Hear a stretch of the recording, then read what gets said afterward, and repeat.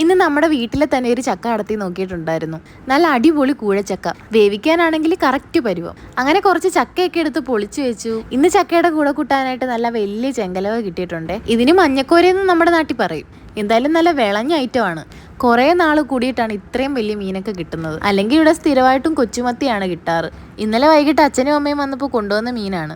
ശരിക്കും ഇത് അവർക്ക് മേടിച്ച മീനാണ്. പക്ഷേ ഇതിന്റെ ലുക്ക് കണ്ടപ്പോഴത്തേക്കിന് ഞാനങ്ങ് പൊക്കി. അങ്ങനെ അമ്മ മീനെല്ലാം ക്ലീൻ ചെയ്ത് ചക്കയും വൃത്തിയാക്കി തന്നു. ഇനി കറി വെക്കലൊക്കെ എൻ്റെ പരിപാടിയാണ്. ചക്ക ആദ്യം തന്നെ കുക്കറിലാക്കി. പിന്നെ എനിക്കും ചേട്ടനും കഴിക്കാനായിട്ട് വറക്കാൻ വേണ്ടിയിട്ട് 2 പീസ് അമ്മ മാറ്റി വെച്ചിട്ടുണ്ടായിരുന്നു. അതും നന്നായിട്ട് മുളക് പുരട്ടി കുറേ നേരം മാറ്റി വെച്ചു. ഇതിൻ്റെ ഇടയിൽ കൂടെ മീൻകറി ഇവിടെ റെഡി ആയിക്കൊണ്ടിരിക്കുമായിരുന്നു. അങ്ങനെ കറിയുടെ അരപ്പ് തിളച്ച് വന്നപ്പോഴത്തേക്കിനും നമ്മൾ മീനെല്ലാം വാരി അതിലേക്ക് ഇട്ടു. ഇന്നെന്തായാലും കുടംപുളി ഇട്ടല്ല വെക്കുന്നത്. മാങ്ങാ സീസൺ ആയതുകൊണ്ട് കറിക്കല്ല ഇപ്പോൾ മാങ്ങ ഇട്ടാണ് വെക്കാറ്. എനിക്ക് കുടംപുളിയെക്കാട്ടിൽ ഏറ്റവും കൂടുതൽ ഇഷ്ടം മാങ്ങ ഇട്ട് കറി വെക്കുന്നതിനാണ്. കപ്പയും മീൻകറിയുമാണ് എപ്പോഴും കോമ്പിനേഷൻ എങ്കിലും ചക്കയും മീൻകറിയും അതിലും നല്ല കോമ്പിനേഷൻ ആയിട്ടാണ് എനിക്ക് തോന്നിയിട്ടുള്ളത്. കറിക്ക് നല്ല മണം വരാനായിട്ട് കുറച്ച് കറിവേപ്പില ഇട്ട് അതങ്ങ് അടച്ചു വെച്ചു.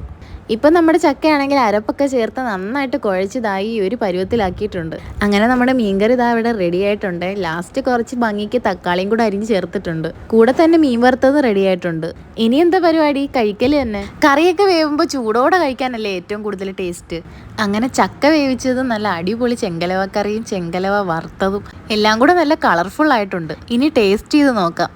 കുറച്ച് ചക്കയും കുറച്ച് മീൻകറിയും കുറച്ച് മീൻ വറുത്തയും കൂടെ എടുത്ത് വെച്ചിട്ടൊന്ന് കഴിച്ച് നോക്കിയപ്പോൾ എൻ്റെ സാറേ ഇനി ഒന്നും പറയാനില്ല. നിങ്ങൾ തന്നെ പറഞ്ഞു.